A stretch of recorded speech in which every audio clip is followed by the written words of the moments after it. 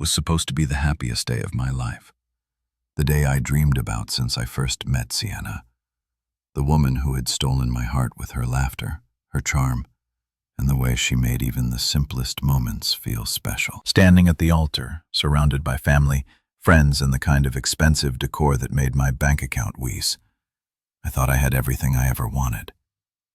The ceremony had been perfect so far. The venue was a grand estate, the kind you see in those luxury wedding mat magazines, all polished marble and chandeliers that cost more than a year's rent. Sienna had insisted on the best of everything: designer floral arrangements, a string quartet, a 5-course meal, and I, eager to make her happy, had agreed to it all. Because that's what you do. When you love someone right, you give them the world. I remember standing there, heart-pounding hands, slightly clammy. Despite my confidence, Sienna stood across from me, breathtaking in a lace gown that hugged her body perfectly. Her makeup was flawless, her hair styled in soft waves, and when she smiled, it was enough to make any man weak in the knees. Then, just as the officiant was about to start, she leaned in close enough that only I could hear what she said. "You have to pay me your $749 monthly salary, or I will marry your handsome, rich brother." I thought I misheard her. The words didn't make sense. The sentence was clear, the intent unmistakable, but my brain refused to process it. Maybe it was a joke. Maybe she was nervous and saying nonsense to keep herself from breaking down in tears. But when I pulled back and looked at her, I saw none of that. No hesitation, no nervous giggle, no indication that this was anything but cold, calculated reality. I stared at her, my chest tightening as my heartbeat slammed in my ears. She was serious. She wanted my entire paycheck every month as a condition of this marriage. And if I didn't agree, she had a backup plan. My own brother, Lucas. He was standing there in the front row, looking effortlessly put together, as always taller than me, lean, well-dressed, and annoyingly charismatic. The kind of guy who never had to try too hard. He had always been the golden child of the family, the one who got away with everything, the one my parents constantly compared me to. If he failed, it was a learning experience. If I failed, it was disappointing. I had spent my whole life trying to step out of his shadow, trying to prove I was just as capable, just as worthy of attention. And now, here was my bride, my supposed soulmate, using him as leverage against me for a split second. I felt sick, not just with anger, not just with betrayal, but with the sheer absurdity of it all.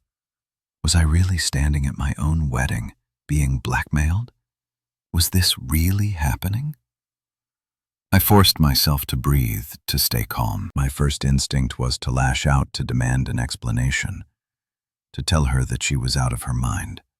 But I didn't, not yet, because the last thing I wanted was to make a scene, to give her the satisfaction of seeing me crack in front of everyone. Instead, I straightened my shoulders and looked her dead in the eye. No one word, firm, unshaken. Sienna blinked just once. Then, in the most graceful, fluid movement I'd ever seen, she turned her head toward Lucas. "Lucas," she said sweetly, her voice carrying through the hushed room. "I think I made a mistake. I should be marrying you." The crowd gasped. A murmur rippled through the room like a wave crashing against the shore. I expected Lucas to be shocked, to laugh it off, to shake his head and say, "Nice, try, Sienna." But he didn't. He smiled like he'd been waiting for this moment all along. Without a moment's hesitation, he took a step forward, and with that single step, my world shifted. This wasn't just about Sienna. This wasn't some impulsive last-minute decision. This had been planned. I looked at my parents expecting outrage, expecting them to defend me, to shut this insanity down.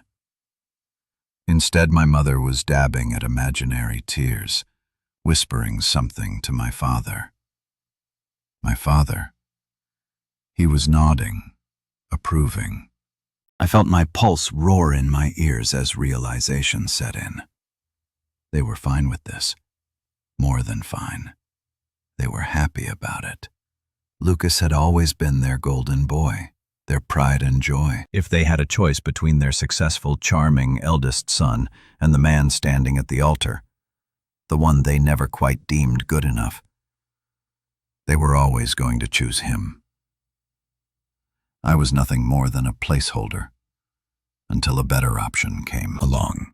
A bitter laugh nearly escaped my throat, but I swallowed it down. I had spent years, my whole life, even proving I was worthy, proving I was enough, and for what, to be tossed aside at my own wedding like a disposable napkin. I took a step back, then another. The officiant was speechless, the guest confused. The air was thick, with tension waiting for me to react, to explode. But I didn't give them the satisfaction. I turned and, without another word, I walked away out of the venue, out of their lives, out of the trap they had set for me.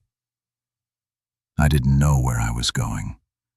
I just knew I was done. I kept walking. I didn't know where I was going and I didn't care. All I knew was that I had to get out of there, away from them, away from the suffocating weight of betrayal pressing against my chest. My wedding. My wedding. And yet it felt like some twisted nightmare playing out in slow motion. I could still hear the gasps of the guests, feel the burning stares of the people I had trusted, the ones I had led into my life. But most of all, I could hear her voice, Sienna's voice, smooth and confident, calling out to Lucas like she had just decided to change dinner reservations instead of abandoning her groom at the altar. Lucas, I think I made a mistake. I should be marrying you. That sentence kept repeating in my head like a broken record that wouldn't stop skipping. And the worst part?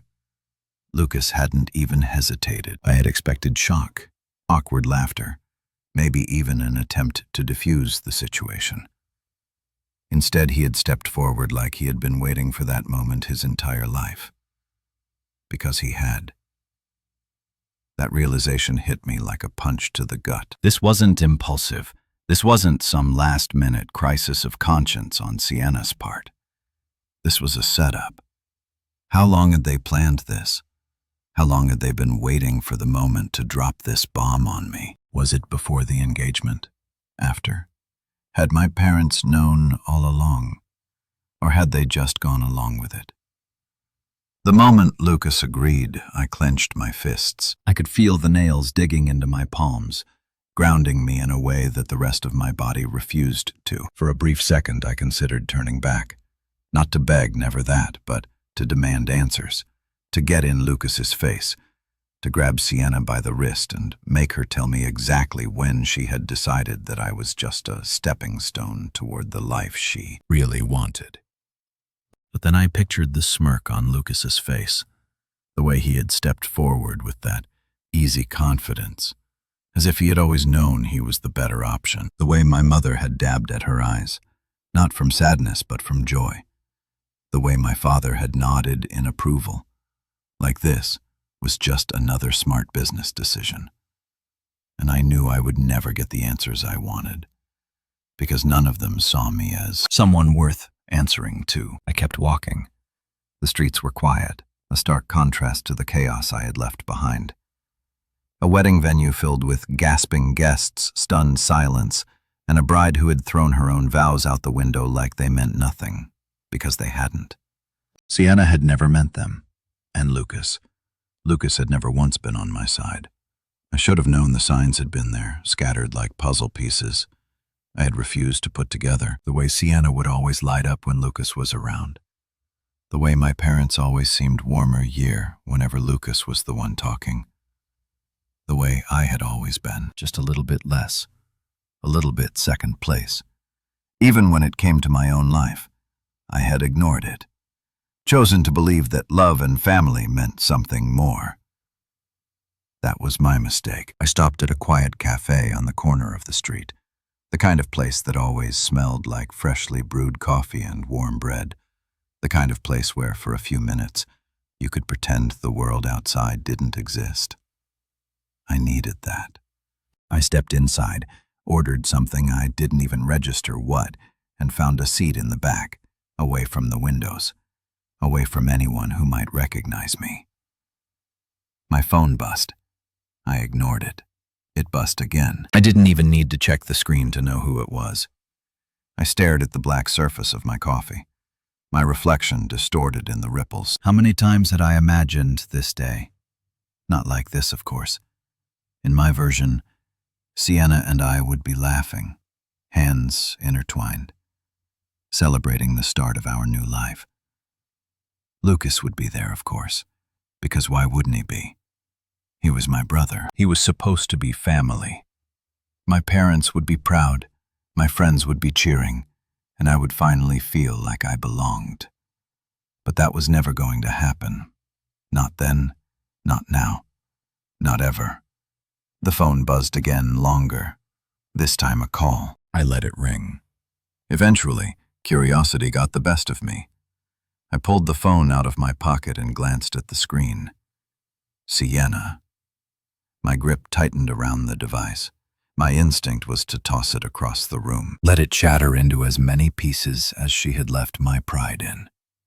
But instead, I just watched it ring until it stopped. A few seconds later, a message appeared. "Come back, please." I exhaled a humorless chuckle, escaping before I could stop it. She thought I would come back. She thought I was still that guy, the one who would swallow his pride, forgive the unforgivable, and let himself be played one more time. She didn't know me at all. The phone buzzed again, another message. "It's not what you think. Just come back. I'll explain everything." Explain what was there to explain? Had she momentarily lost her mind? Had she been possessed at the altar, spouting nonsense she didn't mean? Had she been pressured into making the worst decision of her life? No, Sienna didn't make mistakes. She made choices, calculated, strategic choices, and she had chosen Lucas. I took one last sip of my coffee, letting the bitterness settle in my mouth before I set the cup down and got up. I wasn't going back. There was nothing left for me there, but for some reason I still couldn't bring myself to block her number. Not yet. I didn't go back, not to the venue, not to my family, not to the mess I had left behind. I walked out of that wedding and never looked back. And yet the weight of it clung to me like a second skin. It didn't matter how far I walked or how many blocks I put between myself and the disaster. I could still hear Sienna's voice, still see the smug look on Lucas's face, still feel the silent approval radiating from my parents. They had all played their parts so perfectly. I had been the only fool in the room. I kept moving, letting my feet take me wherever they wanted. My tuxedo jacket felt suffocating, so I pulled it off and tossed it onto a bench, not caring who picked it up. The tie came next, yanked loose and stuffed into my pocket. My head was spinning, my chest tight. It was as if my body hadn't quite caught up to the fact that it was all over, that I wasn't married, but the woman I loved had sold me out for something shinier, that my own brother had stepped into my place without a second thought. I walked for hours. I ignored the buzzing in my pocket. Sienna was still trying to reach me, so was my mother. I stopped at a convenience store, grabbed a bottle of water, and caught a glimpse of myself in the reflection of the glass doors. I barely recognized the man staring back, the perfectly groomed hair now slightly disheveled, the crisp white dress shirt wrinkled, the exhaustion in my eyes so obvious. It looked like I hadn't slept in days. I had gone to that wedding expecting a celebration. I had walked out of it looking like I had just survived a war, and in a way I had. After paying for the water, I stepped outside, leaning against the side of the building. A couple walked past me, hand in hand, laughing about something private between them. A pang of something sharp twisted in my gut. That was supposed to be me. I was supposed to be somewhere else right now, probably on a dance floor, holding my wife close, whispering promises about our future together. I was supposed to be smiling, surrounded by friends and family celebrating the start of something beautiful. Instead, I was here alone. It was funny, in a cruel way. I had spent so much of my life trying to prove myself, trying to show my parents I was just as worthy as Lucas, trying to show Sienna that I could be everything she ever wanted, trying to build something real, something stable, something that mattered. And in the end, none of it had mattered at all. I laughed, a low, humorless sound that probably made me look slightly unhinged to the people passing by. But I didn't care, because what else was there to do but laugh? What else was left? When everything had already fallen apart, my phone buzzed again. I finally pulled it out of my pocket, half expecting to see another message from Sienna, some weak excuse or attempt to pull me back in. But it wasn't her. This time it was Lucas. I stared at the screen for a long moment, debating whether or not to answer, and then, before I could talk myself out of it, I pressed accept for a second. There was silence then. Then his voice calm and casual as if nothing had happened. "Brother, where did you run off to?" I exhaled slowly, gripping the phone tighter. "What do you want, Lucas? You disappeared before the real party started. Thought you'd at least stick around to see how it all played out." The smugness in his voice was unbearable. He was enjoying this. He wanted me to react, to yell, to curse his name. I wouldn't give him the satisfaction. I had better things to do. Lucas chuckled. "Come on, don't be like that. You always take things so personally. It's just business. You know business." I repeated, barely keeping my temper in check. "Is that what you call stealing my fiancé at the altar? Look, Sienna made her choice. I didn't force her. And let's be honest. Did you really think she was going to settle for you when she could have more there?" It was the truth laid out in the open. I had never been enough, not for my parents, not for Sienna, not even in my own brother's eyes. "So what now?" I asked my voice. "Highly calm. You think you're going to live happily ever after?" Lucas was silent for a beat too long. "Well, we'll see, won't we?" I smirked. "Yeah. We will." Then, without another word, I hung up.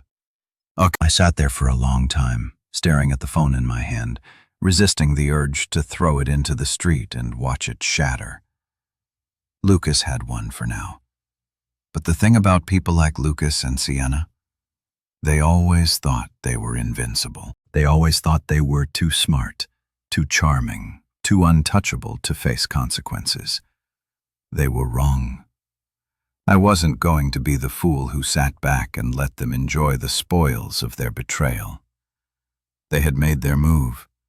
Now it was my turn. I stood up, shoved my phone back into my pocket, and started walking again, this time with purpose. I didn't know exactly what my next step was going to be, but I did know one thing for certain. I was done being the guy everyone underestimated. I was halfway through a bottle of whiskey when my phone started buzzing again. It had been a couple of hours since I left the wedding, and by now the shock had begun to fade, replaced by something colder, something sharper. I had spent my entire life believing in love, in family, in loyalty. Tonight had shattered those illusions into a million irreparable pieces. The wedding venue, the guests, my brother, my parents, Sienna. All of it felt like a bad dream I had walked away from.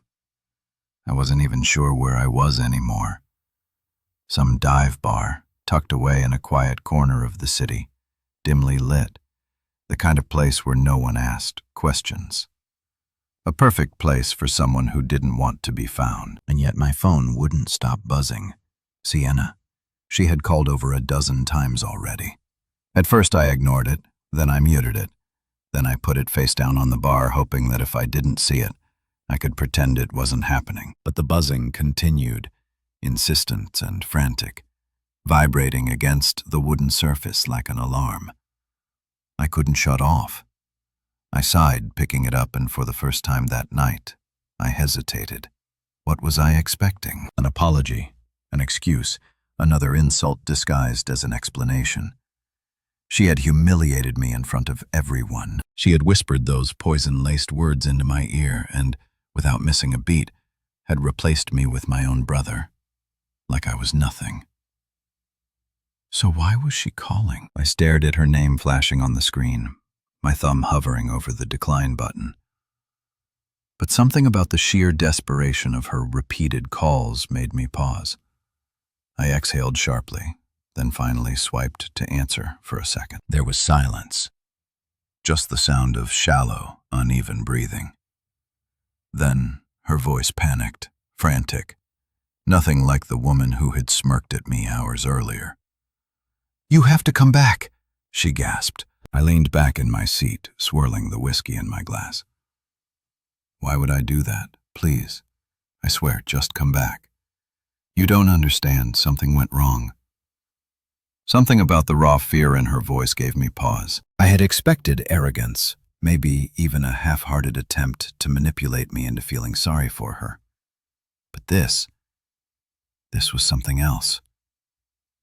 What went wrong, Sienna? I asked, keeping my voice calm, controlled. She didn't answer.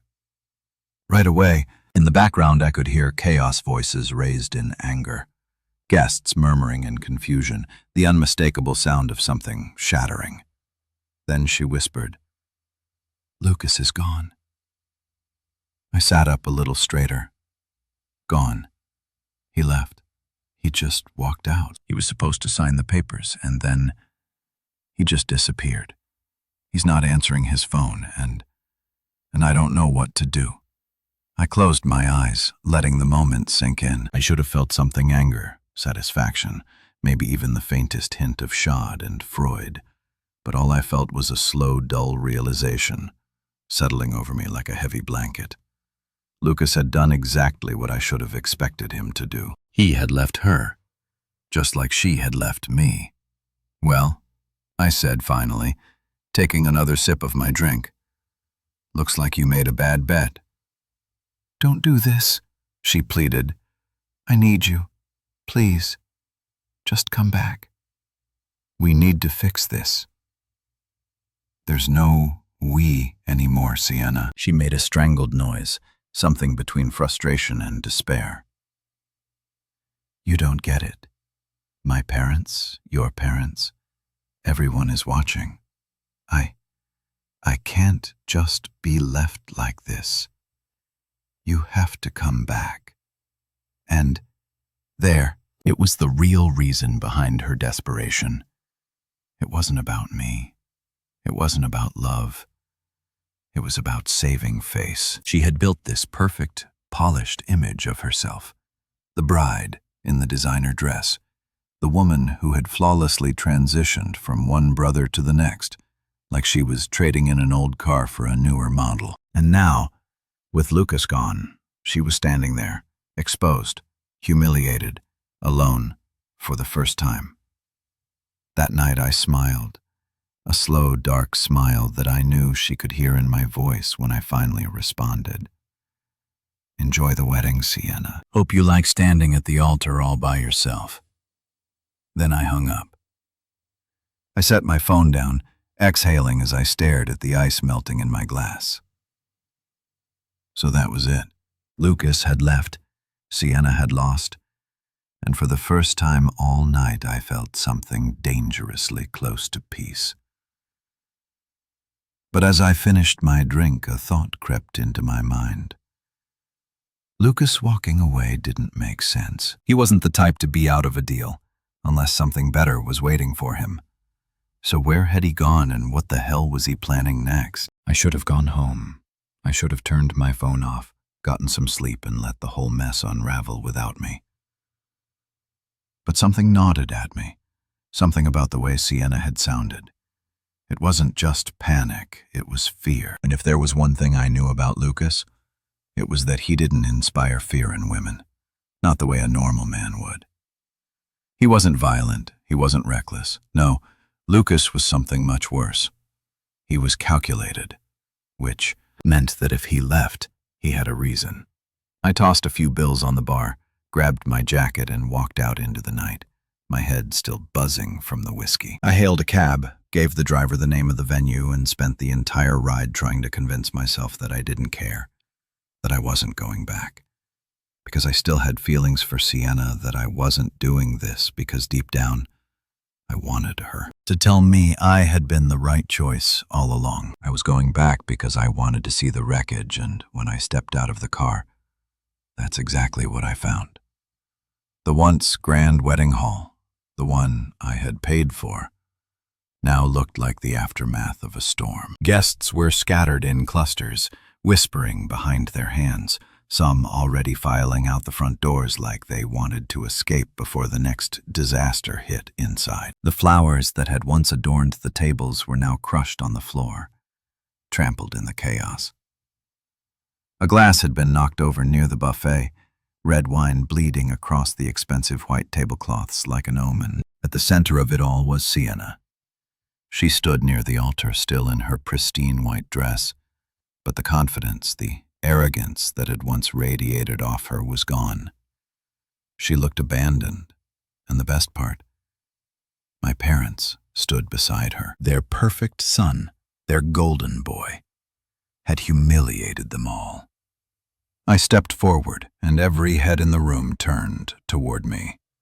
Sienna's eyes locked onto mine, wide, desperate. She rushed toward me, grasping my arm before I could stop her. "Thank God you're here," she whispered.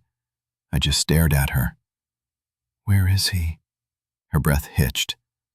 I don't know. He just walked out right before we were supposed to sign the marriage certificate. He didn't say a word. He just left. I almost laughed. Lucas, that bastard. He had played her like a game of chess. He had let her humiliate me, let her believe she had won, let our parents eat up every second of their grand betrayal, and then he had walked away. Because why settle for her when he could have something better? I pulled my arm free, and you thought I would come back to clean up the mess. She flinched. I know, I didn't know who else to call. I glanced around the room, making sure everyone could hear me. Why, don't you ask my parents? I gestured toward them after all. They were perfectly fine with switching out their sons for the highest bidder. Maybe they can find you a third option, my mother gasped. My father's expression darkened, but before either of them could speak, a new voice cut through the silence. Lucas isn't coming back. We all turned. At the back of the room stood a woman, tall, elegant, and furious. I had never seen her before, but the second Sienna went pale, I knew exactly who she was. Lucas's real fiancée, the one Sienna had never known about. The woman stormed forward, her heels clicking against the floor with each step, her face set in a cold mask of fury. "You think Lucas wanted to marry you?" she sneered at Sienna. "You were a joke to him, a distraction. The second he got what he wanted, he left, just like that." Sienna's lips parted, but no sound came out. I turned to my parents, wanting to see their reaction to their perfect perf son's latest disaster. They looked horrified because it wasn't just about Lucas leaving. It was about their reputation. They had orchestrated this wedding, had stood behind. Lucas had betrayed their own son for a son-in-law who had just publicly humiliated them all. And I was the only one still standing, the only one who hadn't been played. The silence stretched between us all thick, with tension, with realization, with defeat. Then finally I exhaled, stepped back, and said the only thing that made sense. "Looks like the wedding's over." And then I walked away again, this time for good. I was almost out the door when I heard my mother's voice behind me. "Wait!" I didn't. I had already walked away from this mess once. I had already been humiliated, cast aside, used as a stepping stone for my brother's ambitions and Sienna's greed. There was nothing left for me here. No apology, no explanation, no excuse that would undo the betrayal I had endured. But then I heard my father's voice, low and unsteady. We were wrong. That made me stop. Not because I wanted to hear them out, but because in all my years I had never once heard my father admit he was wrong. Not about business, not about family, and certainly not about Lucas. I turned around slowly, hands in my pockets, my expression unreadable. "What was that hat?" I asked, my voice flat. My father, the man who had spent my entire life looking at me like I was second best, exhaled deeply. His face, usually hard and composed, was tight with discomfort. My mother, standing next to him, dabbed at the corner of her eye with a silk handkerchief. Whether it was genuine or just for show, I didn't care. "We made a mistake," he repeated, glancing toward the stunned crowd as if the weight of what had just happened was finally sinking in. I gave him a slow, humorless nod. "Yeah, you did." The words felt good. Sienna stood between them, her hands trembling at her sides. I could see it now, the cracks forming in her perfect exterior, the realization setting in that she had played the wrong game and lost spectacularly. She had been so sure of herself, so convinced she could manipulate her way into my family's wealth. And for a moment, it had worked, until Lucas had pulled the ultimate con. He had never intended to marry her. The truth was still settling over everyone like a thick fog. The guests, once whispering in scandalous delight, now stared in open horror at the sheer scale of the disaster unfolding before them. And standing at the very center of it all was Sienna, abandoned at the altar for the second time in a single night. She looked at me then, a mix of shame, desperation, and something dangerously close to regret. "I didn't know," she whispered, her voice barely audible. "I swear, I didn't know about her, about his fiancée. Say." I tilted my head, and I'm supposed to feel sorry for you. She flinched. I stepped closer just enough that only she could hear me. "You thought you were playing him, but Lucas was playing you, and you didn't even see it coming." She swallowed hard, blinking rapidly as if trying to push back the tears. Welling in her eyes, "I never meant to hurt you," she whispered. I almost laughed. "You whispered at the altar that if I didn't give you my salary, you'd marry my brother instead," I said, my voice calm, deliberate. "You didn't just mean to hurt me, Sienna. You planned it." She shook her head quickly. "I thought it would be different. I thought you thought Lucas would stay." I cut her off. "That's what this is really about, isn't it? You don't care about me. You never did. But him leaving, that wasn't in your script." She bit her lip, her hands curling into fists. "He told me we'd be together. He told me Lucas tells a lot of people a lot of things." A choked sound escaped her, half a sob, half a bitter laugh. I could see it now, the storm raging inside her, the perfect life she had envisioned slipping through her fingers. And the best part, she had no one to blame but herself. I turned my attention back to my parents, who were still standing there, still trying to salvage whatever dignity they had left.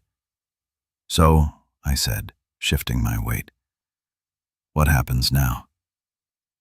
My mother cleared her throat delicately. "We will find a way to fix this. Fix what I asked.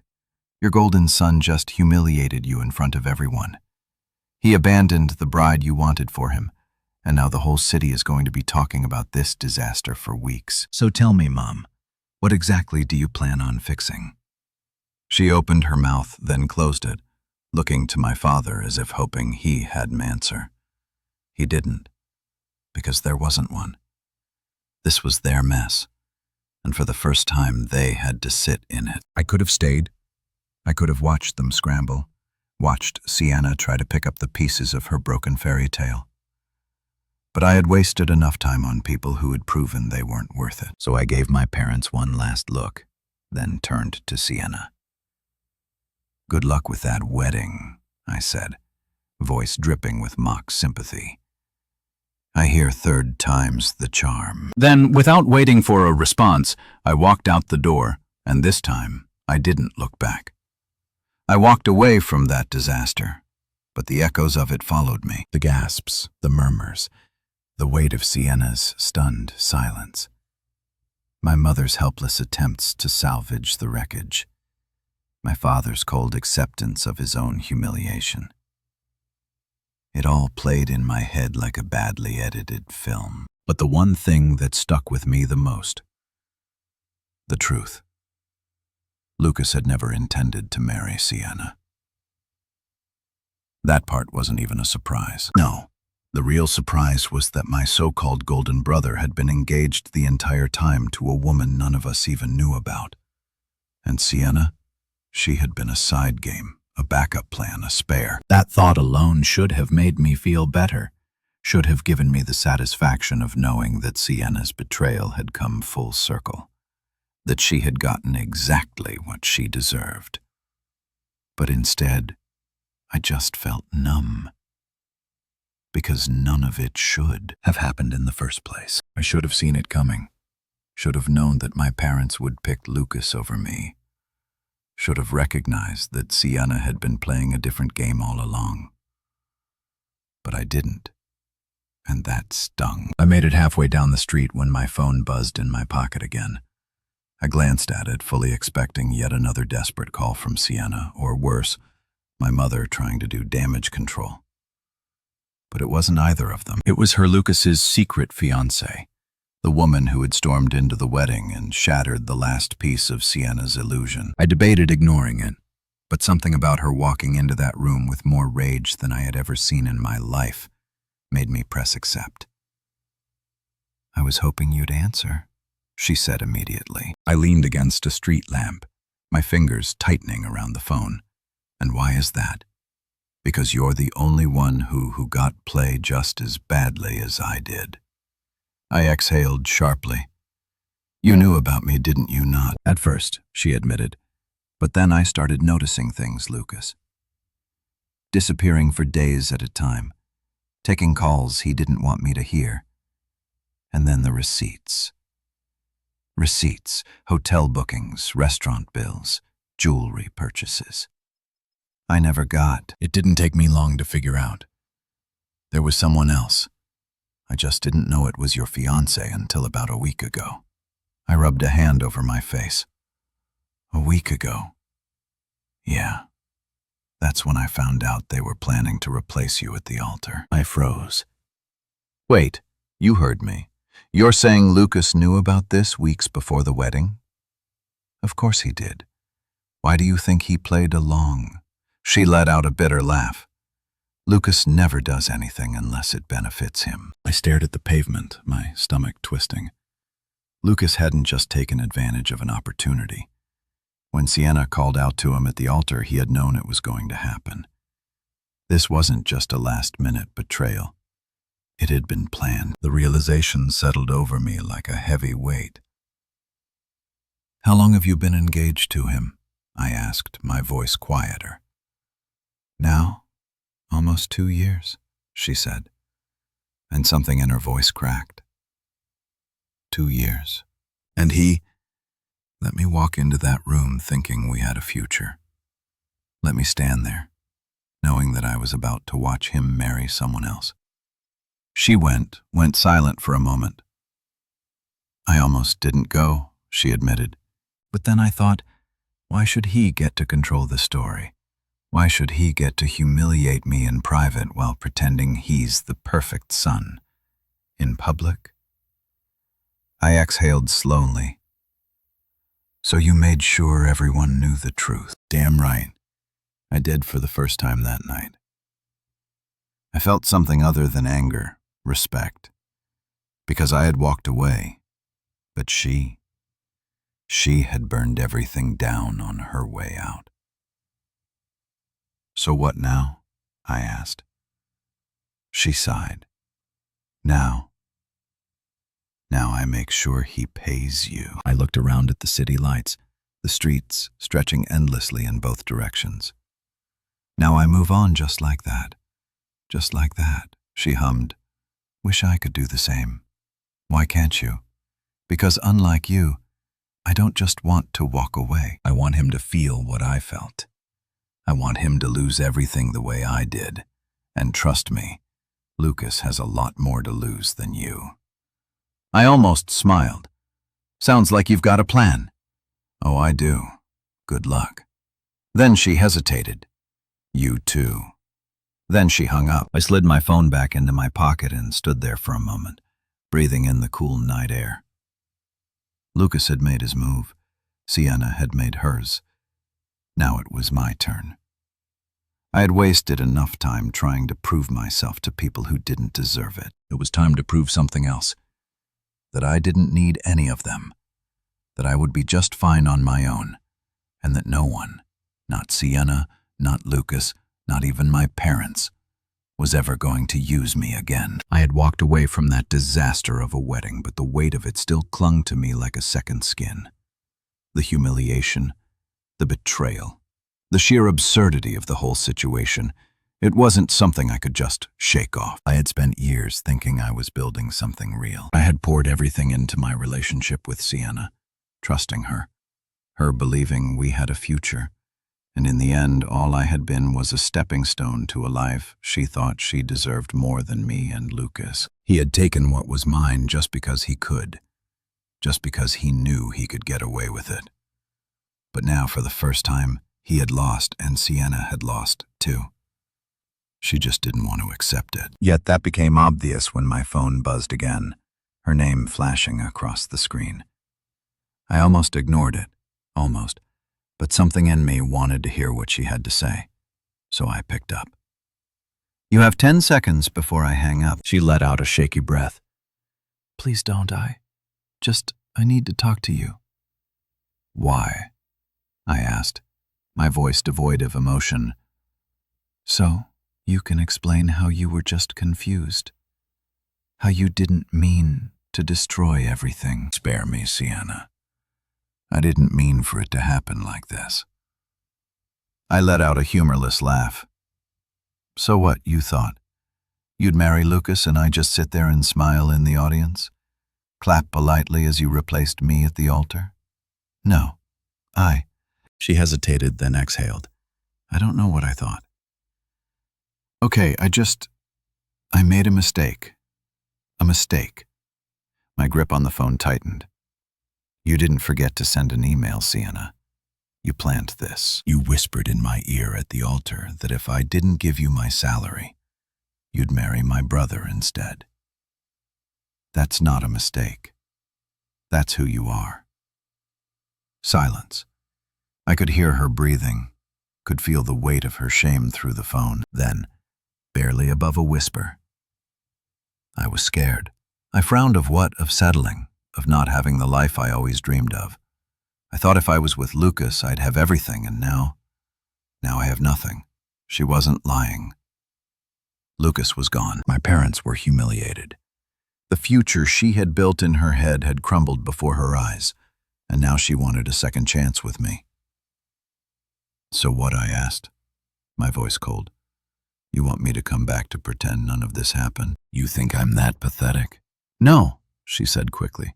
I want to fix this. You can't. She let out a shaky breath. I know.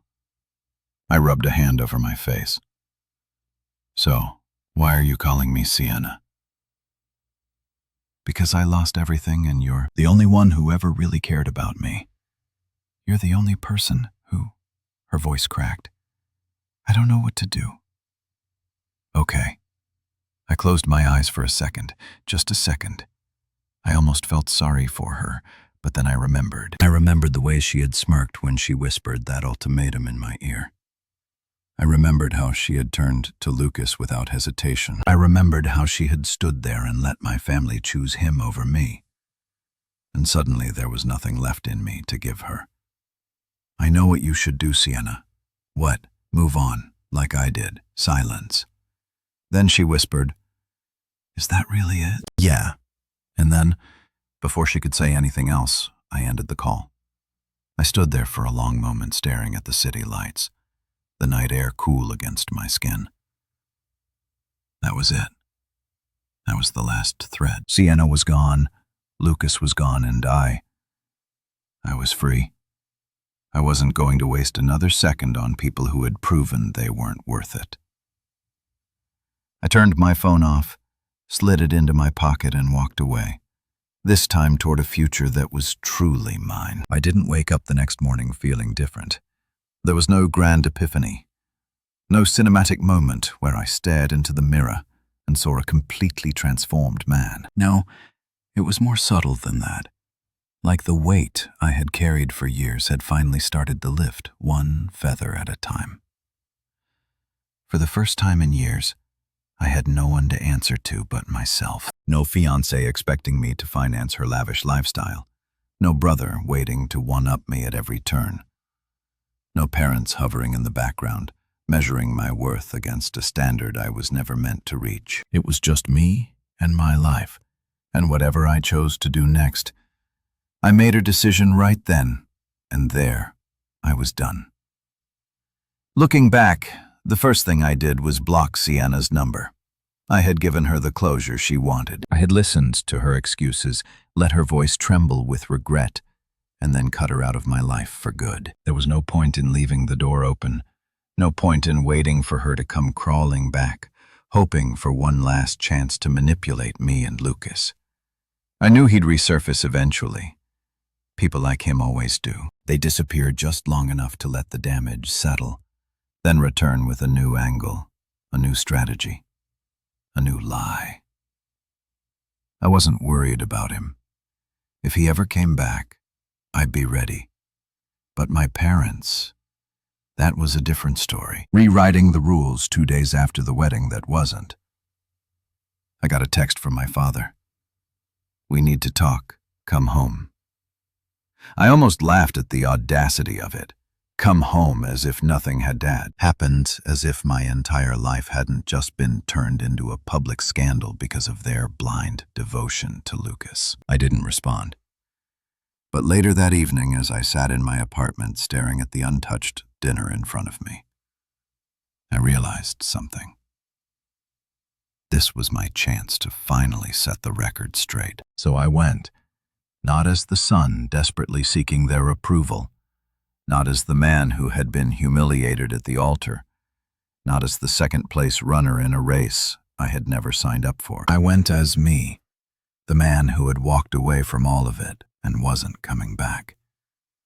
The last conversation. My parents' house was, just as I remembered, cold, pristine, lifeless.